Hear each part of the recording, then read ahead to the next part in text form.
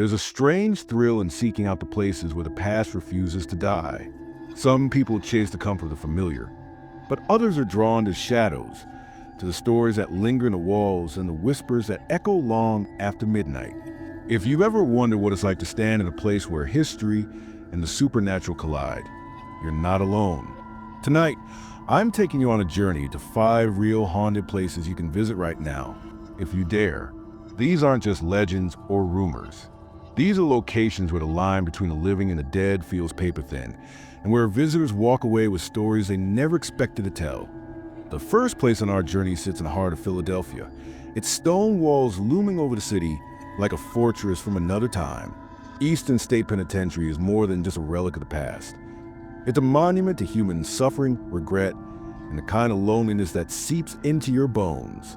Built in 1829, it was once the most famous and expensive prison in the world, designed to inspire true penitence through complete isolation.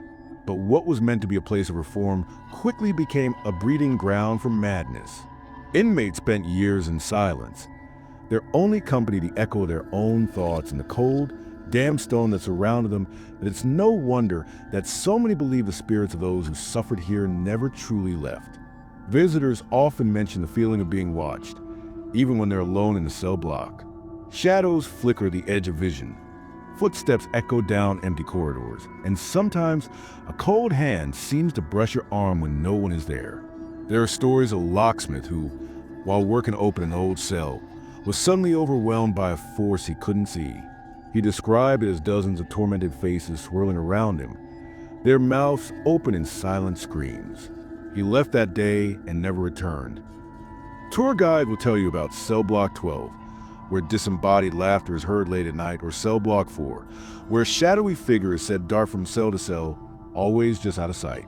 Some visitors have even captured strange mists and orbs on camera, or recorded voices whispering their names.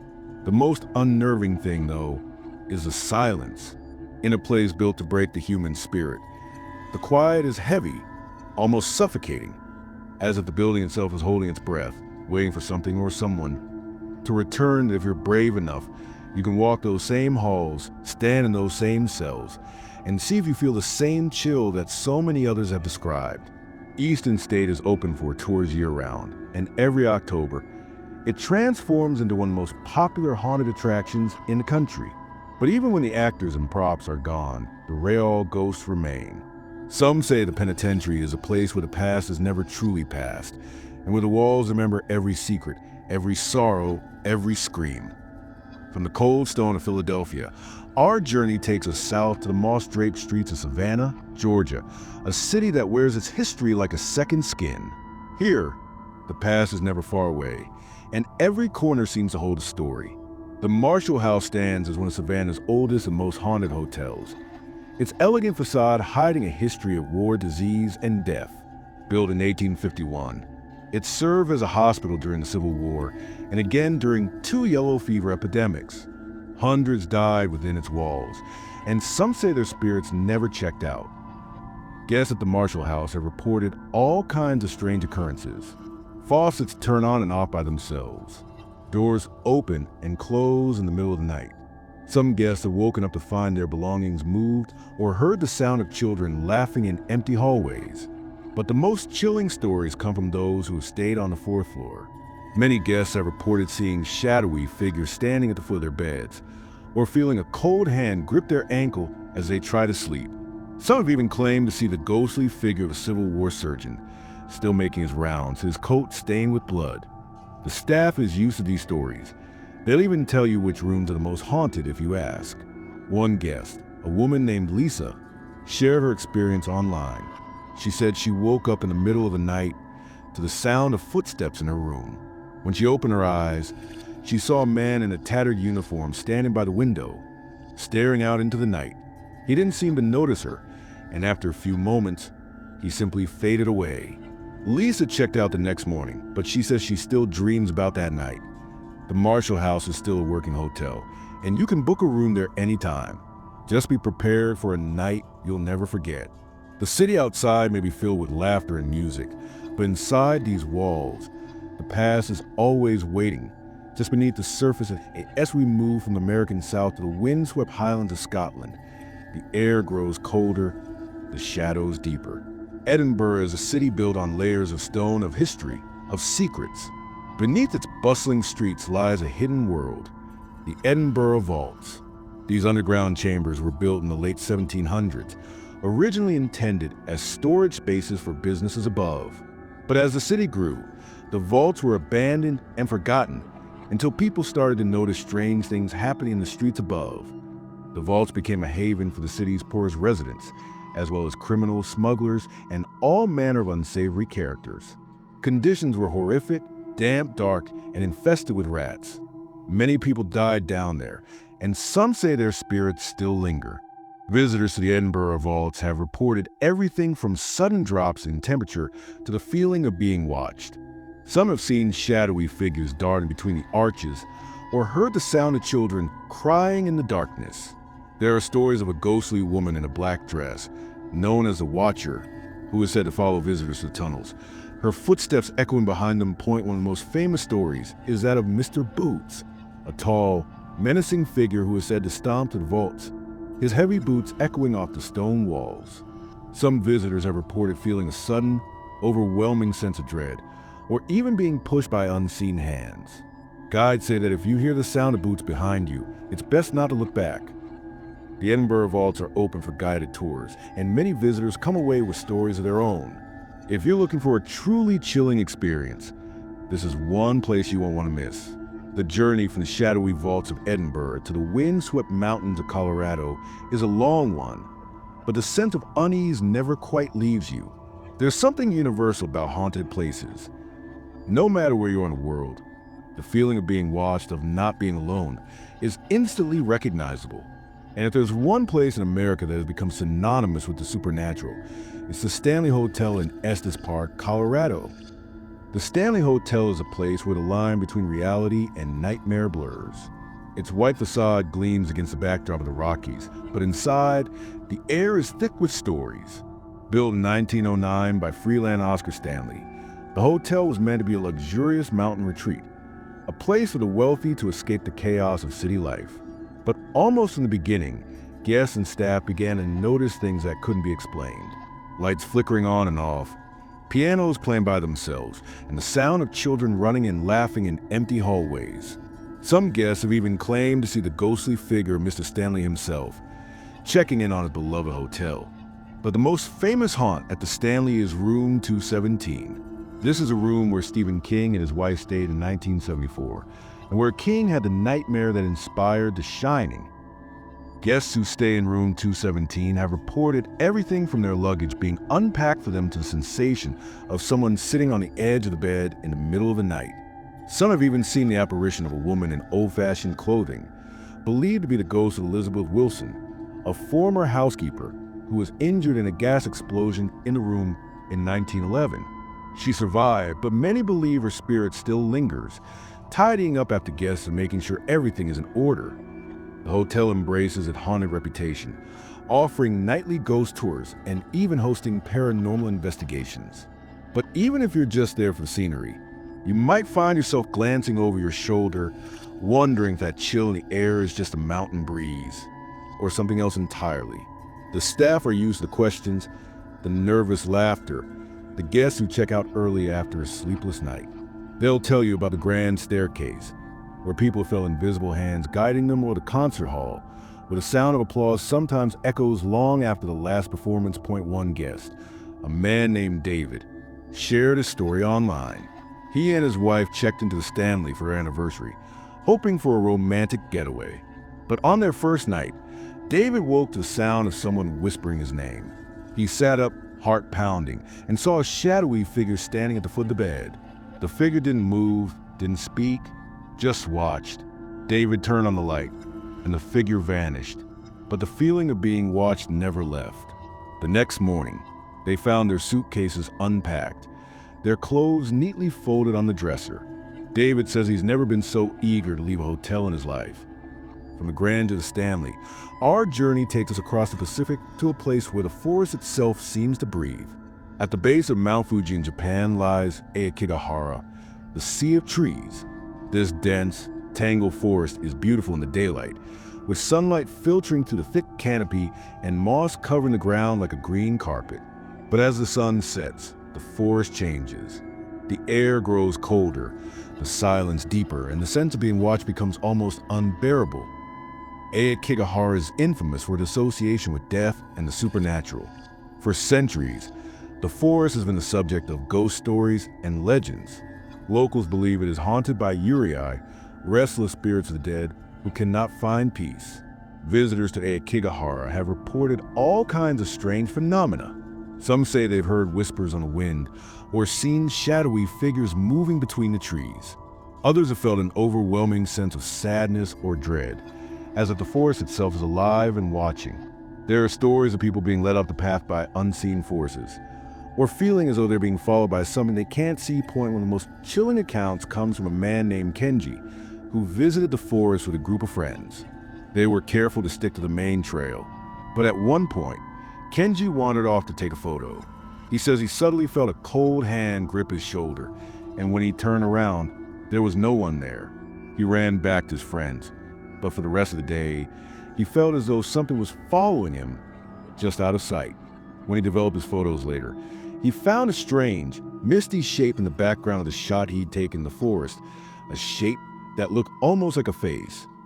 Aokigahara is open to visitors, and many people hike its trails every year. But the forest is also a place of tragedy, and it's important to treat it with respect. If you do visit, stay on the marked paths, and remember that some places are haunted not just by ghosts, but by the memories of those who came before. The silence in Aokigahara is unlike anywhere else in the world. It's a silence that presses in on you, that makes you question every sound, every shadow, every step you take as we leave the sea of trees behind. It's hard not to wonder what draws people to these places. Is it the thrill of the unknown, the hope of seeing something unexplainable, or just the need to feel a connection to the past? Whatever the reason, haunted places have a way of getting under your skin, of making you see the world and yourself a little differently. There's a reason people keep coming back to these haunted places, even when the stories are enough to make your skin crawl. Maybe it's the hope of catching a glimpse of something beyond explanation, or maybe it's the way these places make you feel alive, alert, and just a little bit vulnerable. There's a certain electricity in the air, a sense that anything could happen, and that's a feeling you can't get from a photograph or a story told secondhand. You have to be there, to stand in the silence, to feel the weight of history pressing in from all sides at T Eastern State Penitentiary. The silence is almost a character in itself. It's not just the absence of sound, but the presence of something else, something heavy, watchful, and impossible to ignore. People who visit often talk about the way the air changes as you walk deeper into the cell blocks. It's as if the building is holding its breath, waiting for you to make the first move. Some visitors come in groups, laughing and joking keep the fear at bay. But as the tour goes on, the laughter fades. The shadows seem to grow longer, the corridors narrower, and suddenly, you're not so sure you're alone.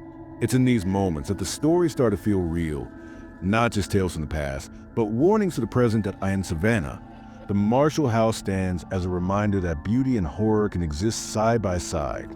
The city outside is alive with music and light, but inside the hotel, the past is always close at hand. Guests who check in expecting a quiet night often find themselves wide awake, listening to footsteps in the hallway or the sound of a child's laughter echoing through the walls. Some try to explain away old pipes, creaky floors, the power of suggestion, but others leave convinced that they've encountered something they can't explain. The staff, for their part, have learned to take it all in stride. They'll tell you which rooms are most active, which hallways to avoid after dark, and which stories are best left untold. The Edinburgh vaults are a different kind of haunted. Here, the darkness is absolute, the silence broken only by the sound of your own heartbeat. The air is thick with the scent of earth and stone, and every step feels like a descent into another world. Guides tell stories of people who faint from fear, of cameras that refuse to work, of sudden, inexplicable cold that seeps into your bones. Some visitors leave with scratches on their arms, bruises on their legs, or a sense of dread that lingers long after they return to the surface. It's not just the ghosts that haunt the vaults, but the memories of those who suffered and died in the darkness. Their stories lost to time but not forgotten. The Stanley Hotel, for all its grandeur, is a place where the past is always present. Guests who come to the history often find themselves caught up in the mystery, drawn into a web of stories that span generations. Some leave with nothing more than a good story to tell, but others leave changed. They talk about dreams that feel too real, about waking in the night to find a figure standing at the foot of the bed, about the sense that someone or something is always watching. The hotel embraces its haunted reputation. But for those who have experienced it firsthand, the line between legend and reality is razor thin. And then there's Aokigahara, the sea of trees. Here, the silence is different, deeper, more profound, as if the forest itself is listening.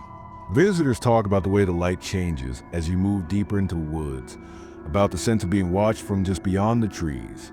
Some leave offerings at the base of ancient trees, hoping to appease the spirits that are said to wander the forest. Others leave in a hurry, unable to shake the feeling that they brought something back with them, something that lingers in the corners of their vision, in the quiet moments before sleep. What all these places have in common is the way they make you feel. It's not just about what you see or hear, but about the way your heart races, the way your skin prickles, the way your mind starts to play tricks on you. Haunted places have a way of stripping away your defenses, of making you confront the things you'd rather ignore. They remind you that the world is bigger, stranger, and more mysterious than you could ever imagine. But there's another side to these stories too, a side that's easy to overlook. Each of these places is a testament to survival, to the resilience of the human spirit. The people who built them, who lived and died within their walls, left behind more than just ghosts. They left behind stories, warnings, and reminders that we are all, in some way, haunted by the past. As you listen to these stories, maybe you're thinking of your own encounter, a time when a place felt wrong, when the air seemed to thicken and the shadows seemed to move. Maybe you've never told anyone about it, or maybe you tried to forget. But the truth is, these experiences shape us, whether we like it or not. They remind us that fear is a survival tool, not a weakness, and that sometimes the only way to move forward is to face the darkness head dash on down. So, the next time you find yourself standing in a place where the past feels close, remember these stories. Remember that you're not alone, that others have walked these halls, these forests, these tunnels before you. And remember that sometimes the scariest stories are the ones that can happen to any of us. If you've made it this far, you're probably feeling that familiar chill, the one that creeps up your spine when you realize the world is far stranger than you ever imagined. Maybe you're glancing over your shoulder, or thinking about the last time a place made you uneasy for reasons you couldn't explain. That's the power of haunted places. They don't just linger in the shadows, they linger in your mind long after you left behind. But there's something else these places do, something just as important. They remind us of our own curiosity, our need to understand what lies beyond the veil of the ordinary. Each of these haunted locations is a crossroads between history and mystery, a place where the past refuses to stay silent. The people who visit them aren't just thrill seekers or believers in the supernatural. They're explorers, searching for answers in the echoes of footsteps, the flicker of a shadow, the sudden drop in temperature that makes your breath catch. Imagine standing in the crumbling cell blocks of Eastern State Penitentiary, the air heavy with the weight of 1,000 regrets. You run your fingers along the cold stone, wondering what it would be like to spend a night here, alone with your thoughts and the ghosts of those who never left. Or picture yourself in the Marshall House, the city of Savannah alive outside your window, but inside, the past pressing in from all sides. You lie awake, listening for the sound of footsteps in the hallway, half hoping, half dreading that you'll hear them in Edinburgh. You descend into the vault, your flashlight barely piercing the darkness. Every step echoes, every breath feels borrowed. You think about the people who lived and died here, their stories lost to time, but not to memory. You wonder if the chill on your neck is just the damp air, or something more. At the Stanley Hotel, you walk the grand staircase, your footsteps muffled by thick carpet. You pause outside room 217, your heart pounding, and for a moment, you almost believe you can hear the faint sound of a typewriter clacking away behind the door. And in Aokigahara, the sea of trees, you stand beneath the ancient canopy, the silence pressing in on all sides. You follow the trail, careful not to stray, but the forest feels alive, watching, waiting. You remember the stories of eerie, of spirits who cannot rest, and you wonder what would take to bring them peace. You leave an offering at the base of a tree, a silent promise to remember those who came before. Maybe you see yourself in these stories. Maybe you had your own encounter with the unexplained, a cold spot in an old house, a voice in an empty room, a feeling you couldn't shake. If so, know that you're not alone. Fear is a natural response, a signal that something isn't right. It's not something to be ashamed of. In fact, it's often the thing that keeps us safe. The important thing is what you do with that fear, how you let it shape you, how you move forward. If you ever find yourself in a place that feels wrong, don't ignore it. Don't worry about seeming foolish or superstitious. Your instincts are there for a reason. Trust them, set boundaries, and don't be afraid to leave if you need to. Most haunted places are just that, places, with nothing but the wind and the weight of history for company. But if you ever meet the exception, you'll be glad you listened to that inner voice. And if you're someone who's never had an experience like this, consider yourself lucky. But don't let that luck make you careless. Stay aware. Look out for yourself and the people around you. Sometimes, just being present and alert is enough to keep you safe. Sometimes, the smallest action, a locked door, a quick phone call, a decision to turn back, can make all the difference as we come to the end of this journey. I want to leave you with one final thought. The world is full of haunted places, and most of them will pass through your life without leaving a mark. But every once in a while, one will cross your path and change you, for better or worse. You can't control when or how that happens, but you can control how you respond. You can choose to be cautious, to be prepared, to be resilient. You can choose to share your story to help others feel less alone in their fear at SO. The next time you find yourself standing in a place where the past feels close, remember these stories. Remember that fear is not your enemy. It's your ally. It's the thing that keeps you safe, the thing that reminds you to pay attention, to trust yourself. And remember that you're stronger than you think. You survived every scary moment so far, and you'll survive the next one, too. Thank you for joining me on this journey through 5 real haunted places you can visit right now. If you have a story of your own, don't be afraid to share it in the comments.